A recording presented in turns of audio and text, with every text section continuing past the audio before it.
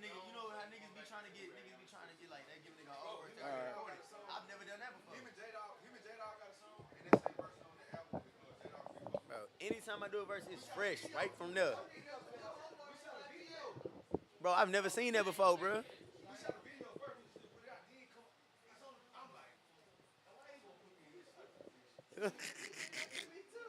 What? I ain't gonna lie, I ain't never. I thought you Right supposed to there. do new verses Yo, yo. every time. That's what I do. Alright. Alright, quiet. We about to roll. Everybody roll. Quiet on the set. The only one talking is the girls.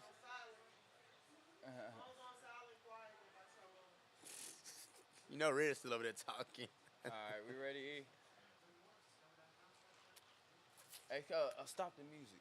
In there, E. Stop the music. I forgot I had this music rocking. Had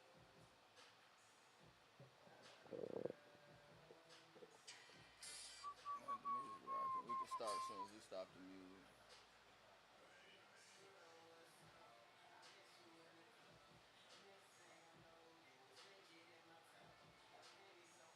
Hey, you can take some pictures too. You can take pictures. Yeah, like right now. Like, oh, you already did that. Cool. Alright. No, he about to start. I look at him. Alright, what's up, everybody? This your boy LZ10 with another episode of Unproductive TV. And as you see, I'm sitting here with Kirko Bangz. No, my name call me KB. Connie KB. Mm-hmm. Hey, man, Connie y'all KB already for know, sure. man. We sitting with the Houston legend himself, man. So, first off, man, how you doing today? You enjoying KC, brother? I'm doing great. Hey, that's what's up, bro. We Yeah. like it. We loving the devil. But KC been treating you right. You went and got some barbecue, ate some food or something? I ain't ate nothing yet. Damn. Nah, we rolling. Like, we rolling. Y'all rolling. Pulled my bro. first cut. This the only food I had all day. Hey. And it's like that. It's good. So, look, first question I wanted to get into is growing up in Houston and that influence on you. What was that and how was that? And let them know how that inspired you and your music and stuff. Houston, the main thing was just like for the music, for the hustle. The hustle that you seen, we didn't really like a hustle to us, but like the independent, like everybody moving independently and also moving together, you know what I'm saying? It's just the shining, the cars, the diamonds, the grills, the girls, it's just a lifestyle, you know what I'm saying? The lifestyle that I feel like we brought a lifestyle to rap that it wasn't like that at first, you know what I'm saying? People wasn't really the jury in his own, like jury in himself, sure. jury, you know what I'm saying? Just the ice, drink, all that, man. We brought a lot of stuff to the game. So these are things that I grew up seeing my whole life. Swangers, like, I had swangers on my bike. You know what I'm saying? I had the spokes on my bike, you know what I'm saying? So these are things that we all grew up seeing, you know? So when you get older, you like, I could do that too, you know what I'm saying? I could be a part of that culture and a part of influencing the youth. Of course, we going to get to it. So who's your Houston influences? Like just strictly like niggas from Houston that was like rapping that like made you want to turn up type shit. I'm gonna say my biggest two influence from Houston rap is Pimp C and Big Mo. And me and Big Mo actually share the same birthday. That's Leo's crazy. August 20th. Rest in peace, So Big when it Mo, come to man. And Mo, Pimp it's C. like he one of the people that I do the singing stuff. You know what I'm saying? So it's like Mo was one of the pioneers of that. And so I just feel like anything, I feel like I gotta make Big Mo smile. You know what I'm saying? For sure, So though. for surely. Especially for the sippers. Nah, for sure, yeah. It's just man, real chill music, but he always had good content. Yeah, for And sure. his vocals was super crazy, you know. Crispy. And it was real Houston, but it was him. Mm-hmm. Like nobody can come in and be like, nobody ain't doing that before or after him. But what about the like? Cause you know you make a lot of like. You was one of the guys in the forefront of like creating hip hop and meshing that R&B swag with the hip hop shit. Like, who influenced that R&B kind of like influencing you to like talk to the ladies and like be melodic and harmonies and Everything shit? I always done was inspired by women. Like I hoop. So Hey. I would just be on the basketball court by myself, like trying to act like I'm shooting a buzzer beater and my gal watching me. You know what I'm saying? Or somebody I wanted. Like that was always my inspiration. Like females, you know what I mean? So like, what can I do to get the baddest one? You know what I'm saying? So when I got to the music, it was like I came through straight just rapping about my experiences, like hard rapping, telling stories and stuff. And I was like, man, I wanna get the females too. So I incorporated another style. But then when I first touched on auto tune was when I first did What Your Name Is, and I heard myself, and I was like, oh, I got something. I got something here. So from there, I was like, I wanted to create a vibe for myself that was still like where I'm from and stuff, but I wanted to do something that was just me. You feel me? You. So you kind of like just kind of like fell up on that like vocally, like you was just Oh, trying some shit out, and that shit worked. It's like the beat came on right there, and I'm sitting right here on my partner bed, and I just, you know what I'm saying? Like, What's Your Name is a 6-minute freestyle, and like that's my first time ever using auto tune, and that's when that started. Yeah, it was right then over and there. with. Damn. So before the hit record, bro, and how did it happen? Like, who was the people that helped you put in position to where when you made the hit record that they were able to, run you through the tunnel to make sure it got into the right people's hands, it got played the right way. How did all that shit happen? Because people don't be knowing. Everybody see you a star and shit, but niggas don't know. You had to have the talent.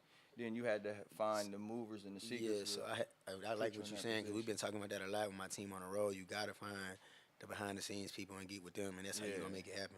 But at the time, I was in college when I first started. So when I was in college, I was making moves through the college, and my manager at the time, he went to the same school, and I got in the school newspaper. And then that's how he seen. I had been talking to him the year before because he had the Halle Berry record that came from Prairie View too, and he had him, and I've been trying to get with him, and then it wasn't really rocking with me at first, you know what I'm saying? They just wasn't rocking with me. And then when I got in the school newspaper, bro had seen me, and he had a connect from New York that he got from previous things he was doing. And from there, he knew what to do. You know what I'm saying? Yeah, he knew what to do, and he worked through Houston. We went to all the DJ mixtures, artist showcase, and stuff like that with a record. Y'all culture down there in Texas is the DJs are so responsible to hit records. Sure. It's something that other states need to kind of adapt, but you don't really sure. see it in other places like Miami, and then Miami, and then Atlanta type shit. Yeah. You know what I'm saying? But like Houston and like Texas in general really get behind their people type shit. For sure. So yeah, we was in college, and we was at Prairie View during the day, and then every night we drive back to Houston, and we going to clubs, working the records, going to DJ shop, going to DJ, whatever DJs have. I don't care if they got a barbecue at their house we was going to. Pulling you know what I'm saying?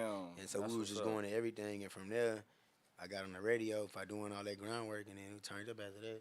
So now we get to Drink in My Cup, peaked at 28 on the Billboard, you know what I'm saying, which was off the Progression 2 mixtape. Sold 1 million fucking copies, certified platinum. Yeah. After that, like, what the fuck was like, you know what I'm saying? How old was you? I don't even know, 22. Man. 23. So what was that like, you know what I'm saying? That shit niggas is like shooting for, though. Like, how did that shit feel, and how did that change your life? I mean, everything changed. Like, for me, it was really weird, because it was like, I don't know, at that time, I was, like, depressed like a motherfucker. Like, it was, like, everything just changed. Like, everybody around you changed. I changed. At that time and age, you going to change regardless, but when all these other things going on, it was just, like, I don't know, I came up, I ain't have money growing up, having all this paper, you know what I'm saying? And you can't tell what's real, you can't tell that, and then it's, like, all the stuff with the labels, you don't know what's what, you know what I'm saying? So I used to go to cities, bro. I used to just stay in my room all day until the show, and then I go to the show, and then I go home. And that's all I did during the peak of my career. Like, I ain't really just enjoy that shit like that, just to be honest with you. That's what's up. Yeah. So, for sure, I know it's crazy to see how, like, I know I'm a little older, so I know drink, lean and shit was like just a Texas thing at first, you feel me? But now that influence, everybody is like, influenced off the drink. They fucked the game up. Clothing lines. They fucked the game up. All this shit. How you feel about that shit? Bring back the act. They fucked the game up. No, it's gone. It's gone. They fucked the game up. Once it got commercialized, once goddamn Justin Bieber started getting in trouble, it was over. Yeah, it was over. Everybody blame it on JB, on Justin Bieber for sure. It ain't his fault, but it's just like it was just over after that. Once it got commercialized like that on a national platform and worldwide, it's over. For sure.